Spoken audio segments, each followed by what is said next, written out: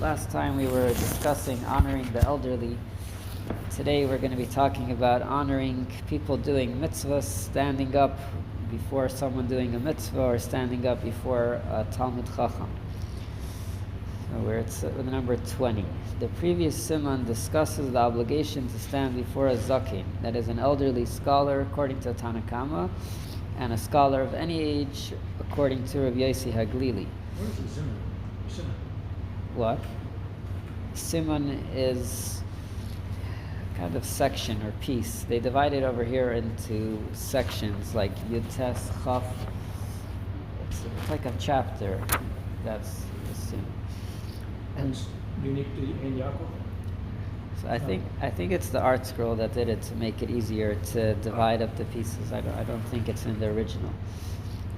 The Gemara quoted a brisa which states one does not have to stand if doing so will cause one to lose money. Therefore, the Gemara states, Ein bali umaniyos, craftsmen are not permitted to stand before Torah scholars while they are working, because interrupting their work would cause a monetary loss. So this is a case where you're not allowed to stand up. You're not allowed to give honor to a Talmid Chacham when you're doing work. So it's lost to their master. What? So it's lost to the person who contracted them. So it seems a little bit harsh that they're not allowed to. That's my point. So you're saying because they're working for someone else. So let's look at footnote 1. The term Ein Rashoim, not permitted, is apparently inappropriate. Although one is not obligated to stand for a Torah scholar while one is working, surely it is permissible to do so. It sounds like you're not allowed to. So two answers are given. One, the reference is to those who work for others, like David just said. Since one is not obligated to rise before a Torah scholar during work, an employee is not permitted to rise, as that would cause his employer a monetary loss. So that's the first explanation, like we just said. 2, here the word rashoim is used in its less common sense of obligated. It doesn't mean that they're not allowed, but they're not obligated. As in, we bring in other sources where we see that rashoim means that they're not obligated to, but if they want to, they can.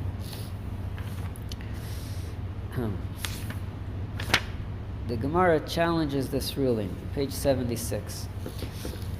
But we have learned in a Mishnah, all the craftsmen in Yerushalayim would stand before them, those bringing Bikkurim, as they pass through the city, and wish them well, saying, our brothers from such and such a place, may your arrival be peaceful. So what do we see over here? That the craftsmen in Yerushalayim, these are all working people, and they're stopping to stand in front of the people bringing Bikkurim. If craftsmen stop their work to honor those bringing Bikkurim, they should also stop before a sage. So we're comparing these two things. If you're standing before someone doing a mitzvah of Bikkurim, and seemingly you also might be losing money through getting up for these people, so why don't you stand up for a Talmid Chacham? The Gemara answers, Rabbi Yochanan said, the craftsmen of Yerushalayim stood before the bringers of Bikkurim, but they did not stand before Torah scholars. So someone bringing Bikkurim, in a way, is greater than a Torah scholar. We stand before them and not before Torah scholars. The Gemara explains the difference. Rabbi Yossi, son of Avin, said, come and see how beloved is a mitzvah in its time, that is, while it is being performed.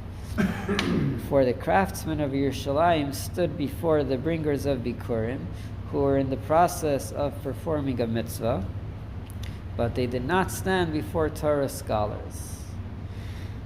So the words in the Gemara are Kama Chaviva Mitzvah B'Shaita.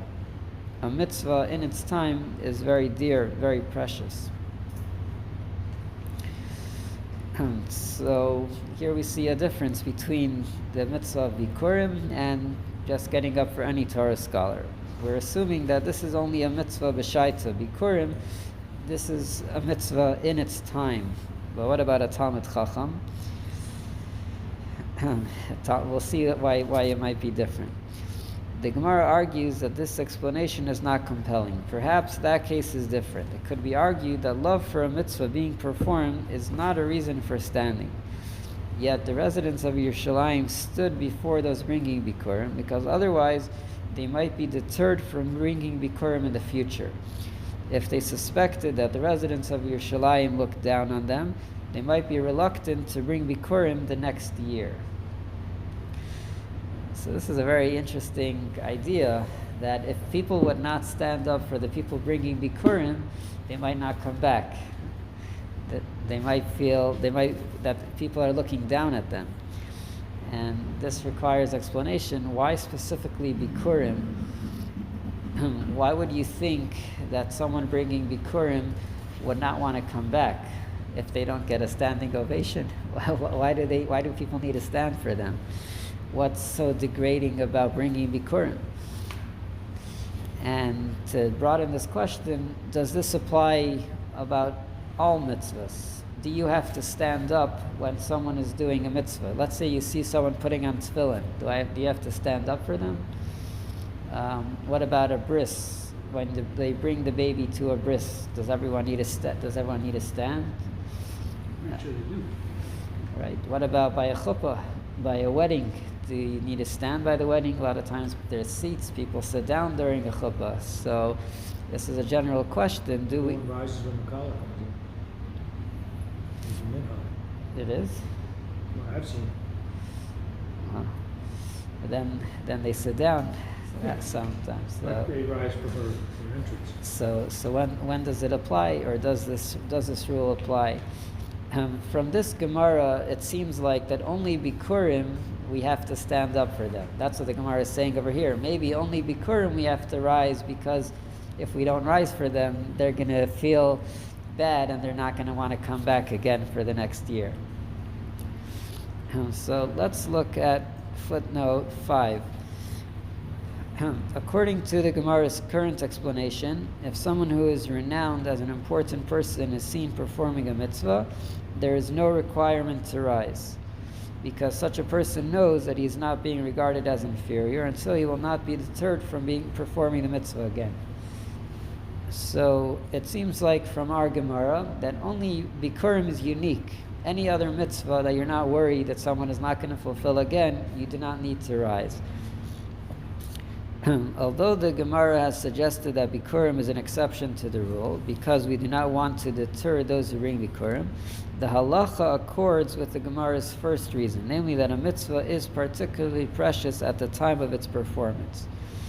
Thus, for example, one must stand before those carrying a dead person on the way to burying him. So this is regarding a levaya. Or before those carrying a baby on his way to be circumcised. You see where the footnote? It's right in the middle. Taz writes that this is true of all mitzvahs. However, other authorities rule that the obligation applies only in the case of a mitzvah such as bringing Bikkurim, which is performed in large numbers and thus involves the honor of a congregation. This is actually based on the Rambam. The Rambam says, why do we stand up for the people bringing Bikkurim? Because there's a lot of people involved in the mitzvah. It's not just one person doing a mitzvah, there's a whole tzibur, a whole congregation doing it. And we need to honor the people, the congregation performing the mitzvah. Some assert that the obligation is limited to mitzvahs that are not done every day, such as bringing Bikkurim. They argue that this must be so because otherwise craftsmen would have to stand before Torah scholars, since a true Torah scholar can be assumed to be learning at all times, even when he is walking outdoors. So basically our Gemara is not so simple, and also the halacha is not so clear. When do we need to rise before someone standing for a mitzvah? Is it only Bikkurim, like it sounds like in our Gemara? Does it apply to every mitzvah, like some other opinions say? Or maybe to only mitzvahs that are done on occasion, and they're not done every single day? So let's go a little bit deeper into why these people bringing Bikkurim would feel sad or feel down if the people did not get up for them. So we'll look to where it says where honor is due in the inside A, the second part. Our Gemara suggests that the craftsmen would rise before those bringing Bikkurim, because if they would not, the farmers might be discouraged from bringing Bikkurim in the future. Ben Yehoyada poses several questions on this. 1. Would farmers really stop doing a mitzvah just because they weren't receiving honor for it? Was their entire motivation for bringing Bikkurim honor alone? What are they doing? They're seeking for honor. If you don't honor me, I'm not going to come back. 2, the farmers know that the craftsmen do not rise even before Torah scholars, so why would they be discouraged? Did the farmers really believe that they were better than Torah scholars? Our Gemara said that we don't need to rise before a Talmid Chacham, and you're not allowed to do so because it would be a loss of money, and they're thinking that they deserve more honor than a Talmid Chacham. Why would they feel bad if they don't get this honor? 3, the Mishnah on Bikkurim states that a contingent of dignitaries from Yerushalayim would come out to greet those bringing Bikkurim. Could the farmers actually think that they were being disgraced by the craftsmen not standing up for them? The craftsmen didn't stand up for the dignitaries either. So there was a whole procession when bringing Bikkurim. It says they would bring a bull with there's a whole, and then people from Yerushalayim, the important people, would come. So why does everyone need to stand? Even the craftsmen? What's going on in their, what are they thinking? Then Yehoyada suggests that the reason those who brought Bikkurim might be discouraged was not because the craftsmen did not stand up for them. Rather, it was because the law is that Bikkurim have no minimum value. You could bring anything, even the smallest amount. You have one fruit, one apple, maybe not apple, but one of the Shiva Saminim, one grape, you bring it to Yerushalayim. Thus poor farmers sometimes bring Bikkurim that are worth very little money, perhaps only a dinar. Yet such great fanfare is made when the Bikkurim are brought. An ox with golden plated horns, its head rests in a crown of olive branches, walks before the farmers. Wreathed? Okay, thanks. Wreath, thanks for that correction, in a crown of olive branches, walks before the farmers as they ascend to Yerushalayim, with a flutist playing before them. As stated, when the group of farmers approaches Yerushalayim, an honorary delegation of dignitaries come forth to greet them.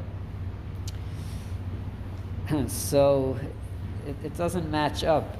You have a farmer bringing just a few grapes, and you have the whole town of Yerushalayim, everyone, the whole city, everyone is coming out to greet you and giving you honor.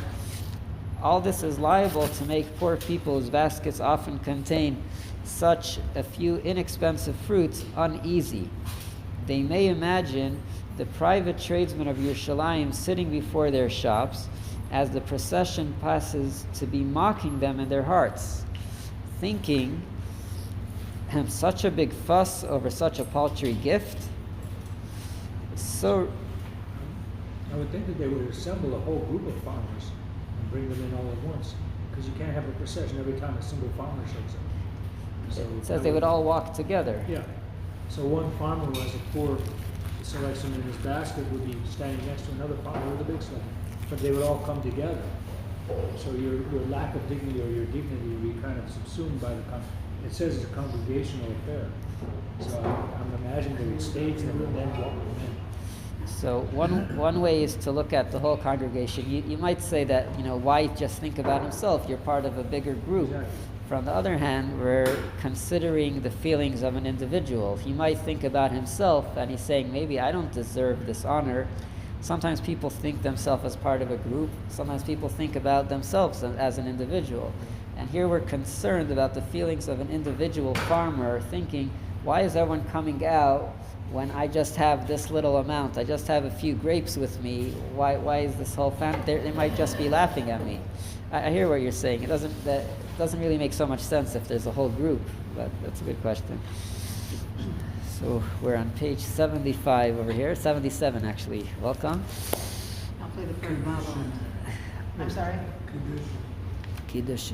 77 condition. Oh, Trade books. oh, good idea. Thank you. So just a little recap, and to catch up to where we're holding. Yeah. We're talking about rising, standing up for someone doing a mitzvah, or before a Torah scholar. When is that required? If you see a Talmid Chacham, a Torah scholar, do you have to stand up for him? Or if you see someone doing a mitzvah, do you have to stand up for them? Oh, okay. So we're talking about specifically Bikkurim now, that when the people would come with their fruits, their first fruits to Yerushalayim, it says that all the craftsmen of Yerushalayim would stand up for them as they carry the Bikkurim. Oh, okay. Now, these people are all working, and it might be a loss of money for them to stop working and just recognize and greet. Take this minute to greet the people that are coming with the baskets. So the Gemara said something interesting, that if we did not do this for the people bringing Bikkurim, they might not come back. They might feel bad that no one's giving them respect, giving them honor, and they might not come again. Yeah. And we're trying to understand this. Why is Bikkurim unique? Why would we think specifically about Bikkurim that people would feel down if the people of Yerushalayim would not stand up for them? We don't say this by other mitzvahs. If I don't stand up for you, maybe you're not going to do the mitzvah. Like, why are they looking for respect over here, looking for honor? That's the discussion here. So one answer we just gave was that sometimes the farmer could be bringing a very small amount of fruits, and there would be a huge procession which would involve a lot of honor. And people might think that it doesn't really make sense that we're getting so much honor for doing something so small. Maybe they're just making fun of us. Maybe this is not real. So when everyone is standing up, even the working people, that shows that this is for real. We're actually respecting you. They're not just making a show over here that would be degrading, but on the opposite, it's trying. Everyone is showing respect. So we'll read it inside. This is in where it says, the paragraph starts, all this is liable to make, it's probably 4 or 5 paragraphs from the bottom. All this is liable to make poor people whose baskets often contain such a few inexpensive fruits uneasy. They may imagine the private tradesmen of Yerushalayim sitting before their shops as the procession passes, to be mocking them in their hearts, thinking such a big fuss over such a paltry gift. So real might this imagined scoffing seem, that it could discourage poor farmers who cannot afford to bring more substantial gift from bringing Bikkurim again next year. The rabbis therefore instituted that the craftsmen themselves, and not just the city's dignitaries, show those bringing Bikkurim honor by standing up for them as they pass. So we're considered and worried for the individual, this farmer that doesn't have a lot of fruit, and even though they're getting so much honor, but they're trying to show that it's real honor. They're really respecting them and not making fun of them, and that's shown by everyone standing up, even the simple craftsmen. Now we'll see a different approach here. This is a very beautiful pshat here. Rabbi Yaakov Moshe Lesson wonders, why is it so important for the tradesmen to stand for those bringing Bikkurim and honor them, lest they not bring Bikkurim in the future? Bringing Bikkurim is a very involved act in which one must first prepare the Bikkurim, then travel to Yerushalayim and bring them to the Beis HaMikdash, and stand before the Kohen and declare his profound gratitude for all the kindness Hashem has performed on behalf of the Jewish people, as well as all the kindness he has bestowed upon him personally. After making this declaration, he places the Bikkurim before the Mizbeach and prostrates himself before Hashem. Surely all his involvement in this mitzvah, especially being in Beis HaMikdash next to the Mizbeach, would leave a profound mark on a person. Certainly he would feel a very strong connection to Hashem, a feeling that would go to the core of his being and could last a lifetime. So Bikkurim is a mitzvah. It's not just something that you do. There's a lot of gratitude involved, thanking Hashem. You're coming right there to the Beis HaMikdash. Bikkurim would be the last mitzvah you would think that you would not want to come back again for. It seems far-fetched that Jews would neglect such an important mitzvah in the future for the shallow reason that people didn't stand up for them when they arrived. Moreover, it is really worthwhile to extend them this honor because of this unlikely concern, which quite possibly will lead them to fulfill so special a mitzvah insincerely. So you might actually be encouraging them to do the mitzvah for the sake of honor, which is shaloi lishma, for an ulterior motive, not for the real sake of the mitzvah.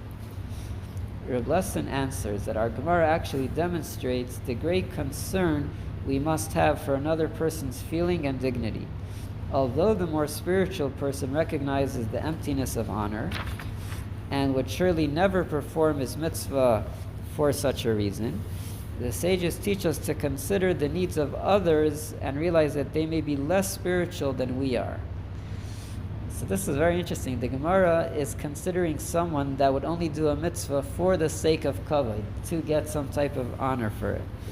Rather than discounting honor and man's misguided drive for it, the sages understood that there might be Jews who will do even the most uplifting of mitzvahs only for the most superficial of reasons, and who might not return in the future if they felt slighted in any way.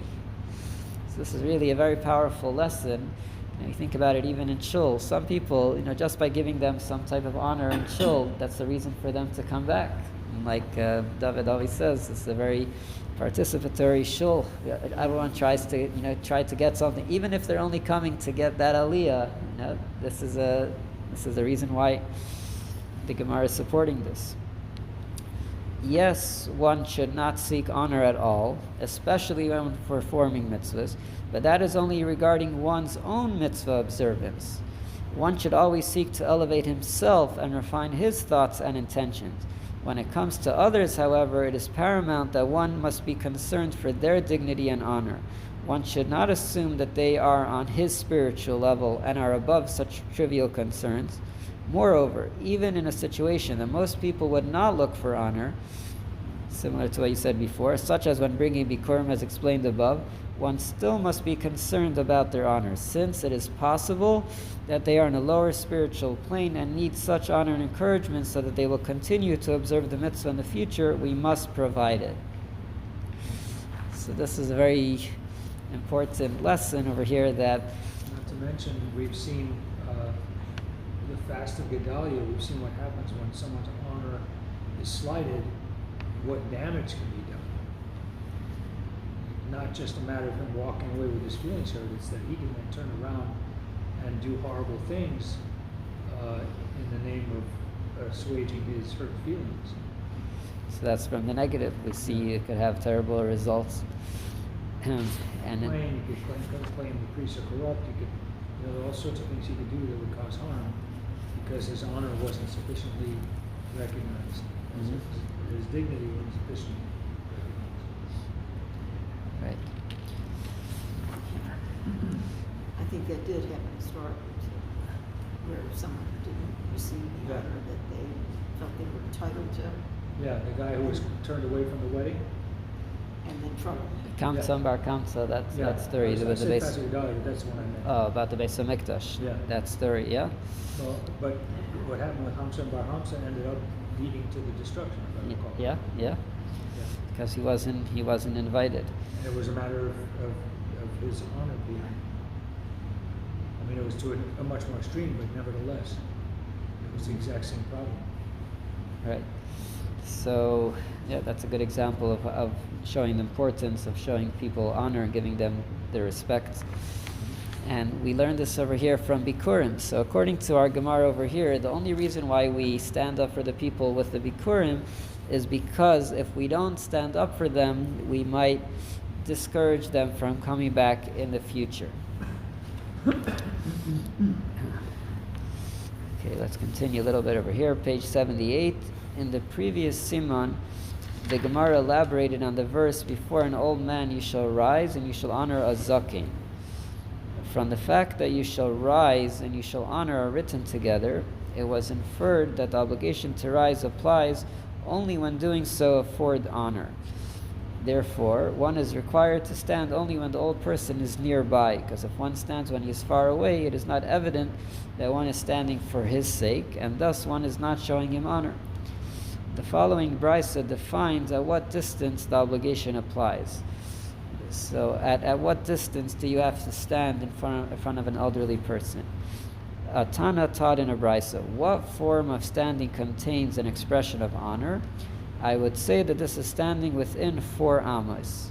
One does not have to stand until the elderly man comes within 4 amos, because only then it is clear that one is standing for his sake. If it's outside outside of Daled amos, so the 4 amos, you're not required to stand.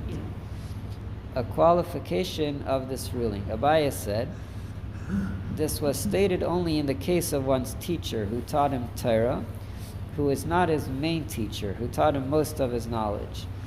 But in the case of one's main teacher, one must stand as soon as he comes into sight, since he is one's main teacher. It is evident that one is standing for his sake, even though he is far away. Hence, this is an act of standing that gives honor. The words in the Gemaras of the main teacher is called the Rabbi Muvhak. Muvhak is your expert or main teacher, the teacher that you learn most What is from. the word? What is the word? Muvhak, Which means, what does it mean? like expert, It means expert. like the main, the teacher that you receive most of your knowledge from. And now we're going to have examples of students getting up, standing, rising for their teachers even from a big distance. Abaye Mikiya B'chazi. Abaye would stand as soon as he saw the ear of Rabbi Yosef's donkey on its way toward him. Okay. Just seeing the ear of the donkey approaching, even before he saw Rabbi Yosef himself. The Gemara recounts a story. Abaye, riding on a donkey, was going along the bank of the river Sagya. Rav Misharshi and other scholars were sitting on the other side of the river, and they did not stand before Abaye. Abaye said to them, "Am I not your main teacher?" Thus, they should have stood up for Abaye, even though he was more than 4 amos away from them. So this is a teacher asking for respect. He's saying, why didn't he stand up? They answered him, it did not come to our attention that we had to stand because we were preoccupied with our studies. So maybe the teacher got some nachas from that. We were so busy with our learning, we didn't even see our teacher, he wasn't in sight. The Gemara relates how our sages honored old men who were not Jewish. Last time we mentioned you should honor a zaken, an elderly person. Is it specifically a sage, or is it someone old in general? Does he have to be Jewish or not? And if they're not Jewish, what level of respect are we giving to them? Rabbi Yochanan would stand before old Aramean men, that is, not Jewish men. He said, those people have been through, though many experiences, it's probably missing through, right? Those people have been through many experiences and difficulties, and only survived by numerous wonders. This indicates that Hashem had a special desire that they should remain alive, and that the world has a need for them. They are therefore deserving of honor. So here we see that the Torah gives respect, according to Rabbi Yochanan's opinion, to old age in general. It doesn't matter if they're Jewish or not. The fact that they went through so many things in life shows that Hashem wants them to live and guided them through life's challenges. And there's an interesting word for it in the Gemara for the difficulties of life. It's harpatki. Rabbi Yochanan said, Kama harpaski. Harpaski is a reference to the different challenges of life, different experiences. So that's what Rabbi Yochanan did. Rabbi Yochanan, he would actually stand up for them. Rava did not stand before them, but he afforded them some honor. That is, he rose slightly from his seat like one about to stand up fully. So that's more of a something like that, right? I see people doing promoting. Okay. Abaye would extend a hand to a non-Jewish old man for them to lean on. So here he's actually doing something to support an older person. Rava sent someone to give them a supporting hand, but he did not do so himself. It's very interesting. We see here different rabbis acting in different ways in regards to older people that were not Jewish. Similarly, Reb Nachman sent his officers to support them, but he did not do so himself. Let's see about Reb Nachman in footnote 12. Reb Nachman held an esteemed position as the Av Beis Din and son-in-law of the exile Reish Galusa. He was typically accompanied by officers whose duty was to enforce the law. So Reb Nachman was a very important person, and he himself wouldn't show this honor by doing something himself, but he would send his officers to support the older people. And why didn't he do it himself? For he said, were it not for the Torah, how many Nachman bar Abbas there would be in the street? That is, without the Torah, I would be like any other person. Reb Nachman did not honor these men personally, for since it is the Torah that distinguished him from others, doing so would be a slight to the Torah. Why? Why would that be a slight to his? Because he's a Talmid Chacham. By giving respect to someone else that doesn't have this quality of Torah, he felt it would be a disrespect to the Torah. It's like certain things a Talmid Chacham or like maybe even a king should not do, because giving up their honor would be giving up the honor of Torah, or giving up the honor of the nation, of the people. Saying that we see here people with different approaches. We see Rabbi Yochanan himself would stand up for them. Each one had a different take. Some of them would give them a hand. Some of them would send their officers. Each one had their take, and this is very interesting. Where you see here that respect, how to show respect, is very different, both in the way it's given and the way it's received. Some people showing respect would be the biggest respect for them. Some people, by giving respect, might be a disrespect for themselves. Like Rav Nachman over here. He's feeling that if I show too much respect to someone else that's not on my level, that might be disrespectful to the Torah that I have, or that I'm respected for. It's not about me, it's about the Torah. And if I'm giving respect to someone who doesn't have any Torah, might not be an honor for the Torah. So there's different ways to look at it. So let's go a little bit deeper into standing before someone doing a mitzvah. We have some copies over here. Just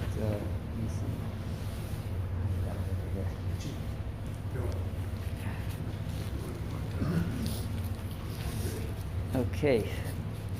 So this is from the Tanya. We're going to be discussing what happens when a person does a mitzvah. I think, Richie, you did this, chapter 46.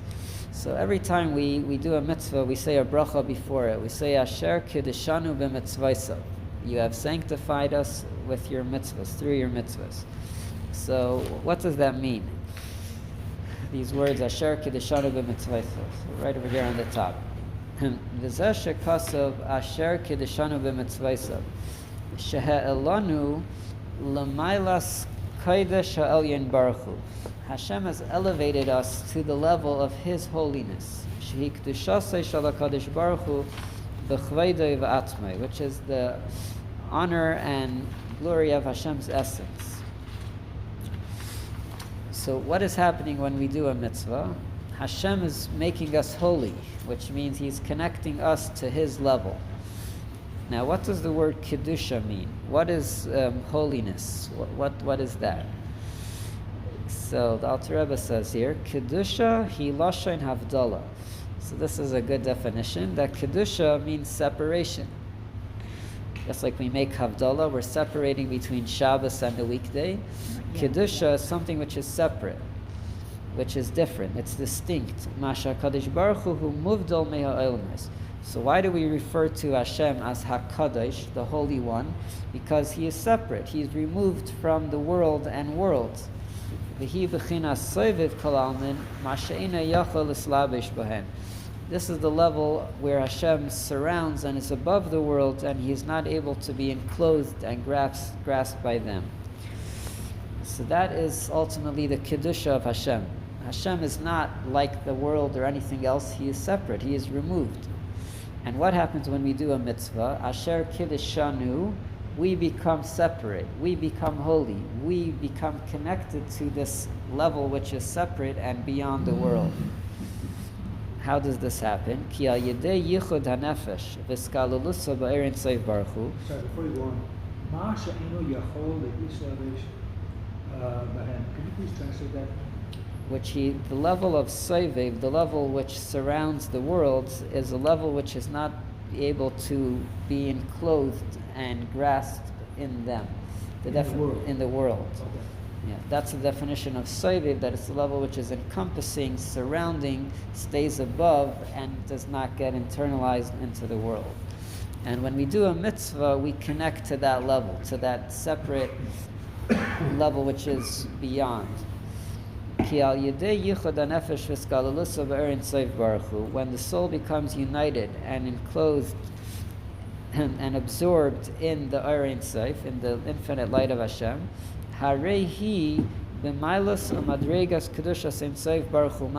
we become on that level of holiness of Hashem, literally, because you are becoming united and included within Hashem. And you are becoming like one. That is what's happening when we do a mitzvah. When we do a mitzvah, we're connecting to Hashem. Another interesting word for kiddishanu is kiddushin, what we use for marriage, betrothal. What is kiddushin? Two people are connecting, they're becoming one. When we do a mitzvah, we are connecting with Hashem, which puts us on Hashem's level. That's an amazing thing to think about it, that Asher Kiddishanu, we are becoming sanctified with Hashem's holiness through doing a mitzvah. V'zeh shekasuv, v'hiyisam li kedoshim ki kadosh ani Hashem. It says many times in the Torah, you shall become holy to me because I am holy. Va'avdil eschem min ha'amim, I have separated you from the nations, liyos li. You see here again, Kedusha and Havdalah go together. Richie brought the Havdalah candle before, so this connects that the holiness is connected to separation. V'aymer v'asisam es kol mitzvah, so you will do all the mitzvahs. V'yisam kedoshim le'elokeichem, you will become holy to Hashem. Ani Hashem Elokeichem, I am Hashem, your God. What does this mean? I am your God. Could we take ownership on Hashem? Pirush ki ayidei kiyum mitzvahs hareini Eloka shalachem. By doing a mitzvah, Hashem becomes ours, our God. K'may Elokei Avram, Elokei Yitzchak. In davening, we always begin, Hashem is the Hashem of Avraham, of Yitzchak. How could we use Hashem's name in relation to a creation, to a person? I am the God of Avram. Isn't Hashem the God of the whole world? Why do we call it Elokei Avraham? Is Avram singled out that he has a special connection to Hashem more than everyone else? The answer is yes. Shanikra Kain, Nesha Avos, Hayubchinas Merkava Yisbarach, because our forefathers were a chariot to Hashem, Ubetelim v'nechlalim ba'irei. So for Hashem to put His name onto something, that thing needs to be totally connected and not have anything else but their connection to Hashem. And that's what they stood for. Avram, Yitzchak, and Yaakov, their whole life was just to be connected to Hashem. So could we get any of this, in any way or any level similar to the Avos?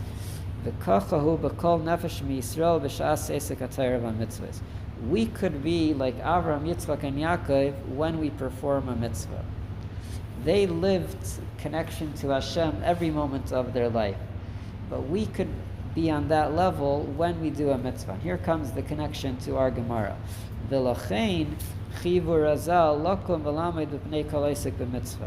That's why we should stand up before anyone doing a mitzvah. Even though it's someone which could be a very simple person, which had an ignoramus, someone who doesn't know any Torah at all, why are we standing before him? So our Gemara gave all different types of reasons. People might not want to come back, or a congregation. The Alter Rebbe gives here a very profound reason. You're not standing up for the person. You're standing up for Hashem, which is coming and is present in this person's soul while he's doing a mitzvah. We just said Asher Kiddushanu, when you do a mitzvah, you're elevated now to the holiness of Hashem. So when you see a person on that state, on that level where Hashem is connecting to him through the mitzvah, you should stand up. Now here comes the part, what about the feeling? What about the emotions?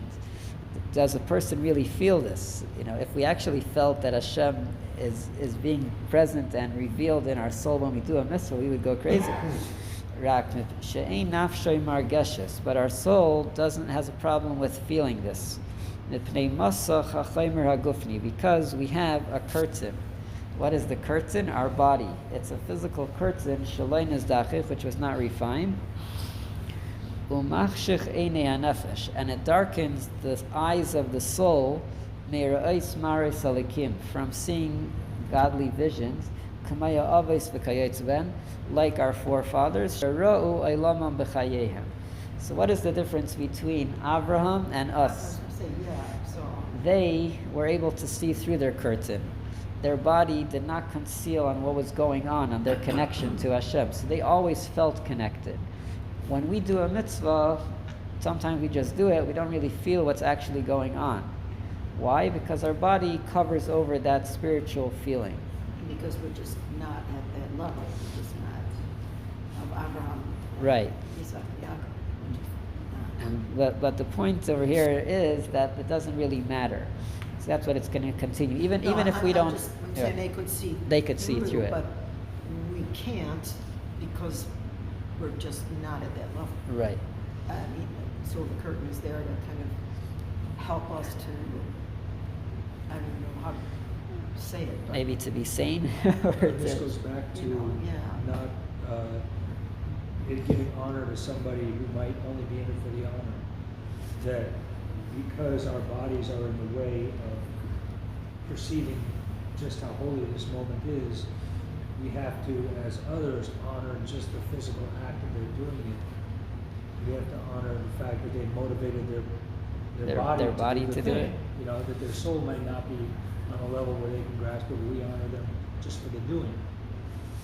And that's a very Jewish concept as compared to the idea that we say that the act of doing is as important as anything. And there are other faiths that say no, it's not in acts, but purely in faith. And we say no, the acts themselves are significant, and we honor just doing the acts. Mm-hmm. So that's another approach, that you're honoring them for the effort, for the motivation that brought them to do the mitzvah. Over here, we're saying is that the body does not get in the way, which means even if you don't feel it, but we know what's happening. We know that when you do a mitzvah, this connection between the person and Hashem, that Hashem Shechina is present within the person, and we know that that's happening. So therefore, that's what you're respecting, even though the person might not be aware of it. V'zeh Amar Asaf, we were speaking about Asaf the other class, Beruach HaKodesh, Ba'ad Kol Knesset Yisrael Shebegayla. In Tehillim, and there's a very powerful pasuk in Tehillim, in one of the 70s, I think 73 maybe, it says like this, V'ani bar v'lo eda. He's speaking on behalf of the Jewish people in exile in Tehillim, and he says like this, I'm a fool, and I don't know anything. V'heimois ha'isi imach. I'm like an animal. Who's saying this, David? Asaf. Oh, Asaf. He's saying this on behalf of the Jewish people in exile. We mentioned last time that most of the Psalms of Asaf are related to a state of exile. And Asaf says like this, I'm a fool, I do not know. I am like an animal when I am with you. V'ani Talmid Imach. And I am always with you. What does he mean here? Koloimar. This is the meaning. Even though that while I'm with you, while I have this intimate connection with Hashem, I'm like an animal. I don't sense this, I don't feel this connection. Could you imagine if we felt what was happening when we're doing a mitzvah, that we're actually connecting to Hashem on the level of Kedusha? First you would feel an immense fear. Then you would have this amazing love and delight and pleasure. Or like a flame of fire. You would feel fear? if you would really feel what was going on when you were doing a mitzvah, that you're connecting to Hashem on this great level, you would get first a very strong fear, like awe of what's going on. Hashem, I see awe is different from fear. right? The word over here would be more awe. Awe. You would be awe-stricken by the immense revelation that, you know. I see the point of genuine fear. Imagine if your job was to bring a flower to a dictator with the power of life and death. You know, any slight misstep in your bringing of the flower could mean instant death for you. You know, when you're doing the mitzvah of Hashem, and you realize what an ultimate power He is, I could see absolute fear that you might not be adequate to the task, or that your mitzvah might be tainted, that could really consume you. So yeah, I see. I suppose that's how you define fear and awe. So there's different. Not so simple. So there's different levels of fear. There is a fear of not doing it the best way, or that there's an awe of just how amazing this presence of Hashem is. You know, how could my soul contain such a presence of Hashem, which is infinite? That's amazing. And then there's this love that why would Hashem want to connect to something so small like me? And then there's this love. So that's what a tzaddik feels, because a tzaddik, his body is refined, so he's able to feel what's really going on in his neshama when he's doing a mitzvah.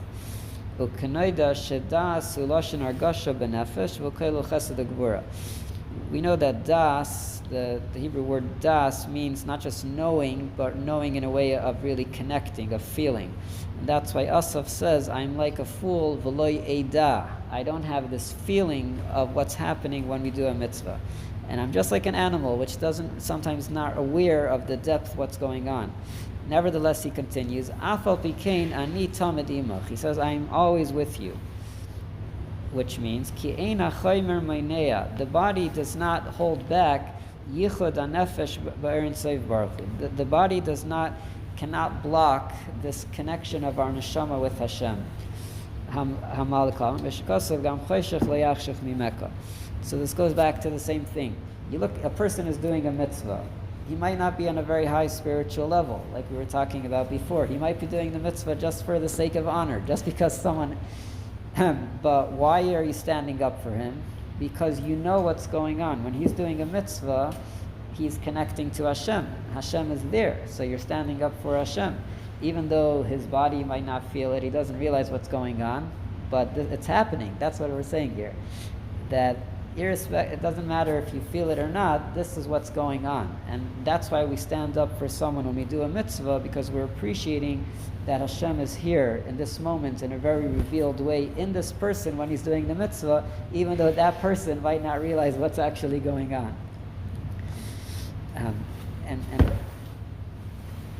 Okay, we're going to wrap up soon. So he says this is a similar idea. We started a little bit late. That's fine. Okay. I was suddenly realizing, where am I holding the time anyway? Yeah. And here it brings out a very important point. Sometimes we think that maybe it's more important for a tzaddik to do a mitzvah than us, regular people. And he says no.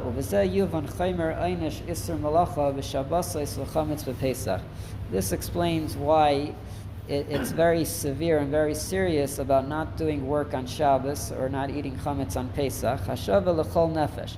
So is it worse for a tzaddik to eat chametz than of a regular person? He says no, there's no difference. Fi sha'af b'nefesh bur v'ama aretz gamur meir kedusha Shabbos v'yom tov. There is a light, there's a special holiness which shines on the person's soul during Shabbos and Yom Tov. When we say that someone is desecrating Shabbos, it's not just that he's desecrating Shabbos, he's desecrating the light that's revealed in his soul on Shabbos. And that light is found within every single Jew equally on Shabbos and Yom Tov. It doesn't matter if he's the biggest tzaddik or the most simple person. V'gam mashahu chametz, even the smallest amount of chametz, aitiltul muktzah, or touching something of muktzah, paigim b'kedusha shal nafshay, causes a defect on the holiness of his soul, k'may b'kedushas nefesh tzaddik. The same way it affects the soul of a tzaddik, ki Torah achas l'kulanu. It is one Torah for all of us. which is saying that every single Jewish person has a special light. His neshama is shining with the holiness of Hashem on Shabbos, or when he's doing a mitzvah. A tzaddik might be more aware or sense more of that light when it's being revealed. But it doesn't matter how much you feel it. Like we said before, I am like an animal, but I am with you. It's happening. That light is present when we do a mitzvah or when it's a special time. And that's why we stand up for someone that's doing a mitzvah, because that light of Hashem is present. And that's why any person keeping Shabbos or not keeping Shabbos makes a huge difference, because it's affecting this light which is connecting to the person's soul on Shabbos. So this is a deeper understanding of why we stand before someone doing a mitzvah. And it's interesting that the Alter Rebbe takes the same approach about why we should stand up for a Talmid Chacham before someone studying Torah. And it's again not because he knows a lot, it's because the Torah is one with Hashem. When you study Torah, you have Hashem within you. Someone that has a lot of Torah within them, and it's memorized, they know it by heart, Hashem is always present in their soul. When you see them, you should stand up because Hashem is there. Hashem is present. Hashem is in a revealed way. We'll just read the highlighted words in the next paragraph. Sha'az mitzvah lamed mipanav. It's a mitzvah to stand before a Talmid Chacham. Gam b'shah she'eni oisik b'Torah. Even when he's not studying. Why? Lefisha kadosh baruch hu sheichin ad b'kirbei. Because Hashem dwells within him in a permanent way. Gam k'sha'oisik b'mili da'alma. Even when he is involved in mundane things. Mi'achar sha'Torah chakuka b'mayach hazikaron. Because the Torah is engraved and ingrained in his memory, Sheba Nishmasei, which is in his soul, Va'aliba in his heart, Va'iraisa v'kuchabrichu kulachad. The Torah and Hashem is one. So if Hashem is within the person, would you not stand up? So this is a shared concept between mitzvahs and Torah. The idea over here is that you're standing up for Hashem in essence. You're not standing up for the person, you're standing for Hashem, which is being revealed and present while the person is doing the mitzvah, or studying Torah, or even not studying by knowing it by heart. So we'll just finish off with a few examples of mitzvahs where people have accustomed to stand. So we'll start on the next page by bris milah. They're both here. What? Chuppah and Yeah. Bris So Hamardechai, we're not talking about Mordechai from the Purim story, but a commentary on Masechta Shabbos, Havius Minhagay Shel Maharam mi Rottenburg, famous Rabbi Reb Meir of Rottenburg, and he says that it was his minhag lakum b'shah shemalin esatinak, that they would stand when they would do a bris, and he brought a pasuk, v'hevi raya min a pasuk, v'yamait kol ha'am b'bris. There's a pasuk that says that everyone stood up by the bris. And Shilti Geberim Alasar Haisif Kidin Zanilmad Gam Yachiv Lakum Bifnei Aisi Mitzvah. Based on our Gemara, we stand before anyone doing a mitzvah. So, are they talking about here? I'm talking about bris milas. Oh, that pasuk? Of Hayamit Kalam Bris. That's a good question. What's the source of that pasuk? I have a feeling it's talking about Yeshua, or maybe it's more like a remez, a hint from that pasuk. Yeah, I understand. I'm just curious. Yeah. Okay, we have to look what the source of that is. And the next one I found very fascinating. And this is about someone going around collecting tzedakah. Sometimes you have a gabbai tzedakah, a person walking around collecting money. He's doing a mitzvah. Maybe you should stand before him while he's collecting. You see a person coming around with money, you should get up. He's doing a mitzvah, he's collecting tzedakah. V'hinei ha'shelah hakadosh kasav ki la'erach chiyav lamed ifnei oisei mitzvah. The Shalah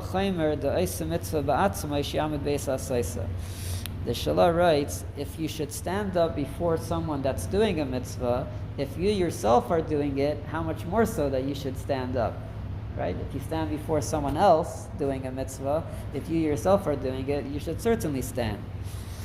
So this would mean that when you give tzedakah, it's preferable that you stand when you give tzedakah.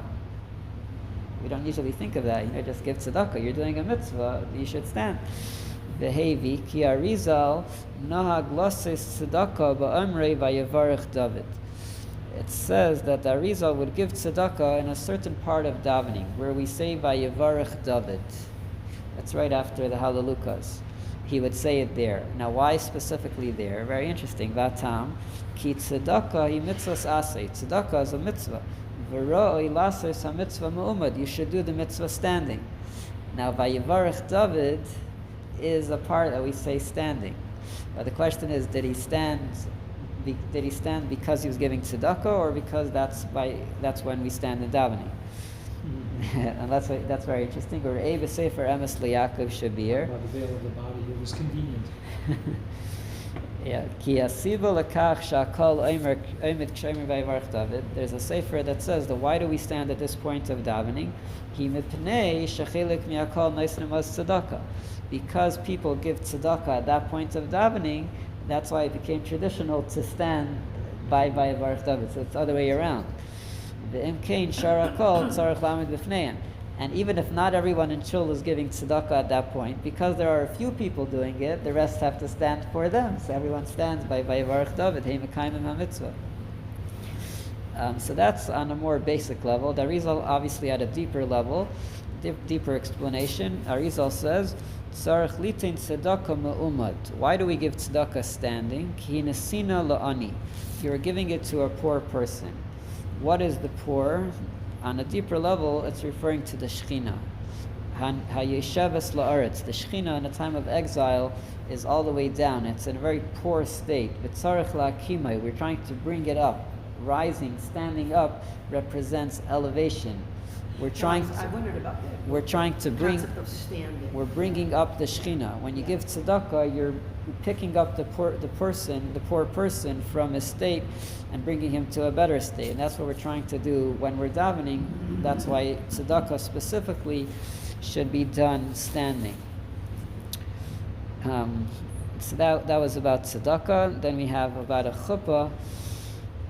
And there's in a Sephardi Sefer, it discusses about standing by a chuppah, and he says, Yesh b'z bracha l'klal Yisrael levarchas Yisrael tziva Hashem yisbarach shetiyah b'amida. He recommends that we stand lekaved achasan v'kala in honor of the chasan and kala sha'imdim v'chasan daim al-melech. It says that the chasan is like a king, and then the kala is probably like a queen. You would probably want to stand before a chasan and kala. And then there's again from our Gemara that they're doing a mitzvah, so you should be standing in front of someone that's doing a mitzvah. Mehadin. This is learned out of the din aklali, from the general rule that we should stand before a chasan v'kala shehim ha'osei mitzvah, because they are doing a mitzvah, so we're standing before someone that's doing a mitzvah. Back to charity of the Shekhinah. So the Shekhinah is the feminine receptive force, and of course the person receiving charity is the receiver. There's a direct connection between the Shekhinah. The Shekhinah is Mekabel, it's the recipient. And I was thinking tonight they did Kiddush Levana. I don't know if you saw the moon. It was out for a little bit. So part of Kiddush Levana, it says that because it's such a special mitzvah, we do it standing. And I would think again, the moon is again the recipient receiving the light from the sun. And standing up would mean like the moon is rising. It represents the Jewish people, or the Shekhinah coming up from the lows. Every night at 2 a.m. it's been clear too. Okay, haven't been up then. By the way, why don't we stand during the entire vote? So that's really a discussion. What? Maybe the chuppah is too long. It's strained on the community. But I'm saying that this is. Rise, yeah. I don't know why. That's why I asked. Not everyone agrees with this. This is one opinion. Basically, it's not so simple in halacha. If this is for every mitzvah or certain mitzvahs, there's different opinions. Last thing we'll talk about over here is levaya by accompanying a coffin. This is an interesting. Wait, what was that about machinery? What was that? Shinoi. Oh. Shinoi is with a slight change. Oh. Which means why do we stand by a levaya? Yeah. So one reason you would think is because you're honoring the person that passed. But the Yerushalmi Gemara says a different reason.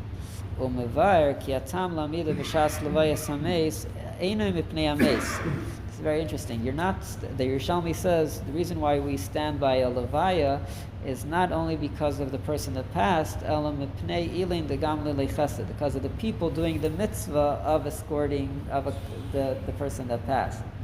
So it again goes back to the same idea of giving respect to some. Or he doesn't really know, but the point of the levaya in a way is for the mace, is for the person that passed. You're giving him honor, but the people that are doing that are doing a mitzvah. So everyone that's there should be standing because even if because they're part of it. The casket makes it so that the entire room that everybody's in doesn't convey too much everybody. Is that correct? A kohen is still. You still can't. Still can. But if he's in the same building, it would spread. Yeah, that's even true. though he's enclosed in a casket. No, and the casket would prevent it from spreading. That's what I was asking. Yeah. So the Yerushalmi has this interesting take that the reason why we stand by a levaya is because of the people doing this mitzvah of accompanying the mace. That's why we should stand. So here we see another example of standing before someone that's doing a mitzvah. So there's this expression, rise and shine, right? So might be another take on this is that when we do a mitzvah, that there's a certain shine. There's a revelation of Hashem that's present, and that's why we should rise because of the shine, because of the Shekhinah that's being present there. There's also a strong connection to the daily daf that Shalom Bear read in shul this morning. He was saying we shouldn't just try to understand Yiddishkeit on an intellectual level, but rather with feeling with joy. So that also goes to those who are incapable of the full intellectual understanding, but are just in effect physically. We should understand Judaism physically, and that goes directly to what we're saying here. And that is a good connection, and even more, that was said to one of the Rebbes when he became appointed to be part of the Chevra Kadisha. so that goes again to the connection to the Levaya. Shekayach. So this was about standing when we do a mitzvah for people, giving people respect and honor, and like we said before, you never know. Some people just giving them a little bit of respect could bring them closer, make them do a mitzvah again. So that implies in verse again, you're not really standing for the baby. The obligation's on the father. You're standing for the father. Standing for the father. Yeah. The obligation is on the baby, but the father's doing it. On behalf, yeah. You're more obligated.